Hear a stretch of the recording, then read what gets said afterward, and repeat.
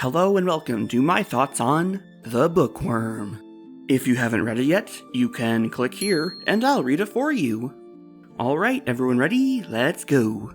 So Applejack has a problem. There's cocoons all over her trees. But unfortunately for her, Twilight doesn't care, because all of her precious books have been eaten. No!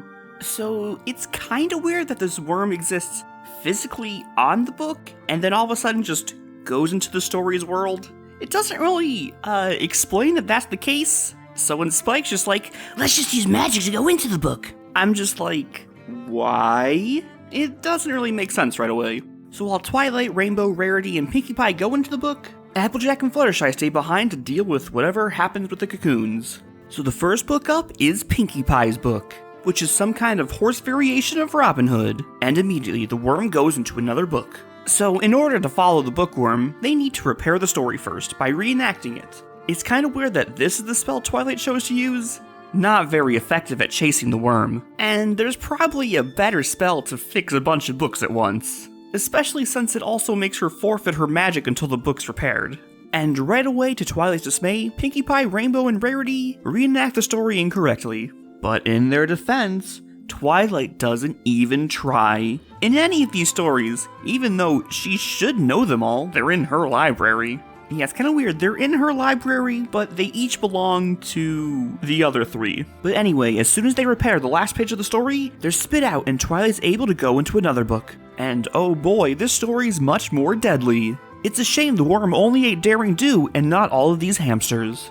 And now we learn what's in the cocoons. It's all the characters he's eaten. Wow. If only Twilight took this problem more seriously. She was just so blinded by vengeance. And cut back to the story where Rarity is now a princess. And now Rainbow's pissed because apparently that's Daring Do's role. Rip. And hey, we found the bookworm, and he's gotten bigger, and he can talk. Wow. And thank God for Pinkie, she's able to wiggle that pocket knife right out of Rainbow's pockets. And right here, I'm just going to mention, I love this torn page aesthetic that this comic has. It's wonderful. Like, especially this panel right here where the page gets eaten and then Twilight just stares at it worriedly. This is really good design. And now it looks like it's bath time for them. I hate that Twilight asked Rainbow what's next, even though it's bath time and she already said they were going to have a bath soon. She clearly knows what's going to happen in the story. And I say this literally every time. I love this Pinkie Pie bubble bath bit. So this bit of dialogue that Twilight says kinda bothers me. So Rainbow's like, we gotta fly out. But Twilight's like, I'm not strong enough to carry Pinkie. Like, what the hell are you talking about? Of course you are. You're an alicorn. And even if you weren't, Rainbow is. She carries Rarity like 1,000,000 times in this story. Hello? So that's why when I read this, I suddenly snuck in, but I'm not supposed to be strong enough to carry Pinkie. We need to follow the story. Like, the way it's written, it doesn't feel like Twilight is referencing the character she's playing. It seems like she's referencing her actual self. One pep talk later, Rainbow's off to save the day. And another score for the writers. This is a great Pinkie Pie line. And Rainbow Dash saves the day by closing the statue's mouth with gum. And now, it's time for the next book.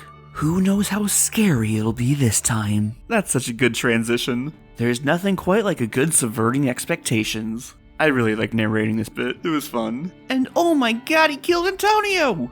That bastard. And it turns out the bookworm also has the ability to just drain the entire story without eating it. Now he's just being a dick. And again, here's another dumb Pinkie Pie bit. And yes, I am amused. That's just who I am. I love dumb Pinkie Pie bits. Fight me. But anyway, luckily for them, they found a way to escape into a story that's already been drained. But it's too late. Everything Twilight has ever cared about is all gone. Her poor books. And because the story's unfinished, Twilight can't teleport out. Looks like she's stuck here with these idiots. Maybe we'll find a way out in the next part. And they do. Thank God she brought Pinkie Pie. And first up is Horse Lord of the Rings. Except it's only walking. And oh boy, there goes Pinkie Pie subverting expectations with a horde of zombies. I don't know why Rainbow's so against the use of the word zombies. kinda weird. And my overflowing American patriotism disallowed me to say Zed, so I didn't. Oh my god, Twilight, do one helpful thing besides bitch about how everyone else is doing everything wrong! Looks like it's up to Rainbow to save the day this time. And she actually says Zed again, and for the same reasons, I didn't. Had to keep the rhyme scheme though. And now we have a Star Trek thing. And they crashed into an asteroid that is the Bookworm, maybe? Just looks like an asteroid to me, I don't know. But anyway, back in Ponyville, Sweetie Belle blabs about the elements of harmony. Nice one. Back in space, someone sabotaged comms, uh-oh. And oh boy, there's some space fleas. Better get the hell out of here. And now it's Rarity's turn. And she kicks it off with some nice noir. Hell yeah. And coincidentally, both the Rainbow segments are my Rainbows, lol. Rarities. Both the Rarity segments are my favorite ones. Every time I read the description for Pips, I'm just more and more convinced she's supposed to be a prostitute. Can't change my mind. And despite this being Rarity's story, Rainbow and Pinkie Pie are playing their roles pretty well. Good on them. And then there's Twilight, who's still not helping. But at least it's for a good reason. The Bookworm's here. So, Twilight never said what her goal was for chasing the Bookworm into the stories, and apparently, she didn't know either. And honestly, I couldn't even tell you what the plot is right now. And now we're back in Ponyville, where still, nothing's really happening. Applejack and Fluttershy are chained, but I mean, they weren't doing anything anyway. And now, Fluttershy has an amazing idea to write their own story so they can tell Twilight what's going on. Even though I don't think that's how that works. Doesn't Twilight need to teleport into new books? And she was just following the Bookworm through the ones he's eaten, and he doesn't eat this one. But anyway, somehow it works, and now Twilight and Co. are inside the comic. Oh, and when the Bookworm starts to eat this story, Twilight's not having any of it. These are her friends he's eating. How dare he? But you know what, turns out this Bookworm's a pretty chill guy, he's just hungry. And he's just a little upset that all these racist pony books don't involve any worms. And oh my god, Twilight finally puts her big brain to the test and uses her imagination. And with her imagination, she transforms the Bookworm into a beautiful pink worm butterfly and sends everyone to Ponyville so he can save the day. What? How did she send everyone to Ponyville, you ask? Imagination. Twilight has given this Bookworm unfettered magical power. He can send these storybook characters right back into their books. Bloop, bloop, bloop. And with one last bloop, he sends the evil queen away, completing Twilight's story and returning him to normal. Except still pink. The end. So plot-wise, I don't know what's going on. But if anything, I think the Bookworm is the protagonist, with Twilight clearly antagonizing him. We just don't know what his goals are until the end of the story, so it just feels weird.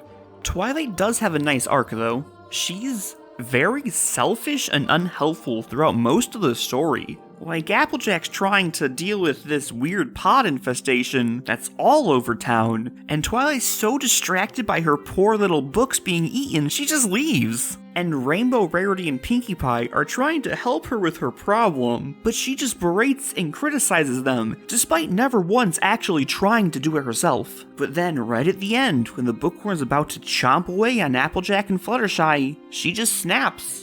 Finally it clicks that her friends are actually way more important to her than her library, and now she can use her imagination. And somehow, that was literally all she needed to get them out. But yeah, this story was super fun, and the design aesthetic is really cool. I wish we kind of understood the Bookworm a little more in the beginning, and the plot could definitely have used some more work. But you know what? This little guy is just so darn cute, I don't even care. Those are my thoughts. Let me know what you guys think in the comments, and until next time.